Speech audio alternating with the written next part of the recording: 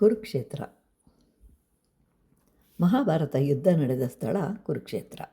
ಅರ್ಜುನನ ಸಾರಥಿ ಶ್ರೀಕೃಷ್ಣ. ಅದರ ಪ್ರಕಾರ ಕೃಷ್ಣನು ಯುದ್ಧ ಮಾಡಿದ ನಂತರ ಕುದುರೆಗಳ ಕ್ಷೇಮವನ್ನು ನೋಡಿಕೊಳ್ಬೇಕು, ಅವುಗಳಿಗೆ ಸ್ನಾನ ಮಾಡಿಸಬೇಕು. ಆ ಸಮಯದಲ್ಲಿ ಪರಮಾತ್ಮನು ತಾಯಿ ಯಶೋದೆ ಕೃಷ್ಣನನ್ನು ಪುಟ್ಟ ಮಗನೆಂದು ಭಾವಿಸಿ ತನ್ನ ಬೊಗಸೆಯಲ್ಲಿ ನೀರನ್ನು ಹಾಕಿ ಶುಚಿಗೊಳಿಸುವಂತೆ ಪರಮಾತ್ಮನ ಕುದುರೆಗಳಿಗೂ ಹಾಗೆಯೇ ಮಾಡಿದನು. ಕೃಷ್ಣನೇ ಹೋಗಿ ಹುಲ್ಲನ್ನು ತರ್ತಾನೆ, ನೀರನ್ನು ತರ್ತಾನೆ. ಅರ್ಜುನನಿಗೆ, ನೀನು ವೀರನಲ್ಲವೇ, ನೀನೇ ಆಲೋಚಿಸಿ ಈಗ ಏನು ಮಾಡಬೇಕು ಎಂದು. ಅರ್ಜುನನು ಬಾಣ ಹೂಡಿದನು. ಅದು ಪಾತಾಳಕ್ಕೆ ಹೋಯಿತು. ಪಾತಾಳ ಗಂಗೆಯ ಮೇಲೆ ಬಂತು. ಸರೋವರವೊಂದು ಏರ್ಪಟ್ಟಿತು. ತನ್ನ ಕೈ ಬೆರಳುಗಳ ಉಗುರುಗಳಿಂದ ಕುದುರೆಗಳ ಮೈಯನ್ನು ತೊಳಿತಾನೆ ಶ್ರೀಕೃಷ್ಣ.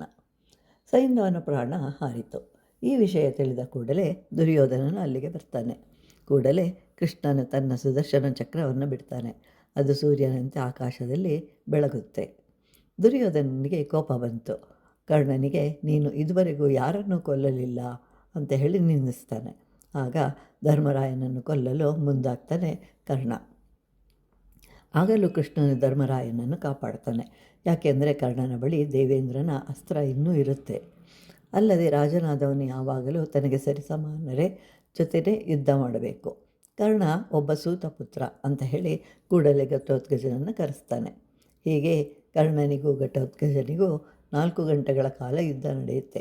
ಘಟೋತ್ಕಚನು ಮರಣಿಸ್ತಾನೆ. ಆಗ ಕೃಷ್ಣನ ಸಂತೋಷದಿಂದ ನಾಟ್ಯ ಮಾಡ್ತಾನೆ. ಆಶ್ಚರ್ಯದಿಂದ ಪಾಂಡವರೆಲ್ಲರೂ ಕೇಳಿದಾಗ ಘಟೋತ್ಕಚನು ಬಾರದೇ ಇದ್ದಿದ್ದರೆ ಕರ್ಣನು ಧರ್ಮರಾಯನ ಕೊಲ್ತಾ ಇದ್ದ. ಆಗ ಯುದ್ಧ ಮುಗಿದು ಹೋಗ್ತಾ ಇತ್ತು. ಹೀಗೆ ಕೃಷ್ಣನ ಪಾತ್ರವನ್ನು ಅಚ್ಚುಕಟ್ಟಾಗಿ ನಿರ್ವಹಿಸ್ತಾನೆ. ಯಾವುದೇ ಕೆಲಸವನ್ನು ಕಡೆಗಣಿಸಲಿಲ್ಲ. ಅದನ್ನು ನಾವು ಗಮನಿಸಬೇಕು.